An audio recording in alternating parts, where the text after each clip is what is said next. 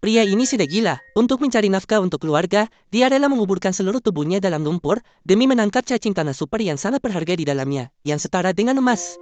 Setiap kali air laut surut, Agus selalu datang ke hutan bakau ini untuk mencari spesies berharga, yaitu cacing tanah. Tak lama kemudian, dia tertarik pada sebuah gua. Berdasarkan 30 tahun pengalaman berburu hasil lautnya, pasti ada sesuatu di dalamnya. Dia tanpa ragu mulai menggali dengan skop pertanian. Konon, cacing tanah ini sangat disukai oleh orang kaya di daerah tersebut. Meskipun memakannya tidak membuat kita hidup abadi, namun bisa menyehatkan yin dan yang, dan harganya juga sangat mahal.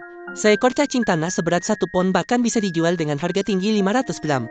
Tak lama kemudian, dia menggali sebuah lubang besar di sepanjang gua. Namun, untuk menangkap cacing tanah, ini baru puncak gunung es. Cacing tanah ini juga sangat mahir dalam menggali, bisa mencapai kedalaman 2 hingga 3 meter di dalam tanah. Meskipun begitu, itu tidak menghalangi tekadnya untuk menangkap cacing tanah. Namun, saat itu muncul situasi buruk. Banyak air mulai merembes masuk. Ini membuat penggalian menjadi sulit.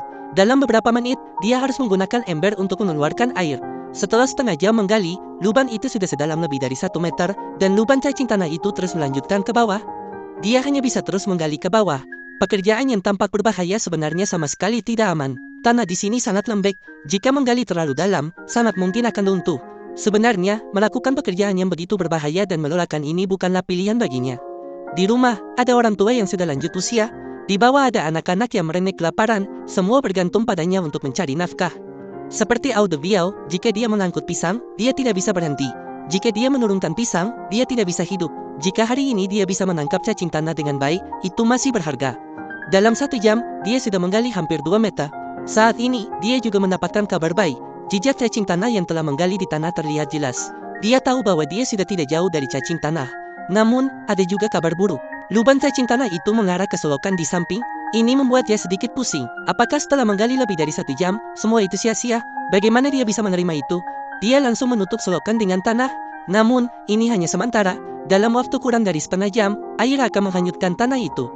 Dia harus menangkap cacing tanah dalam waktu setengah jam. Waktu yang tersisa baginya sudah tidak banyak.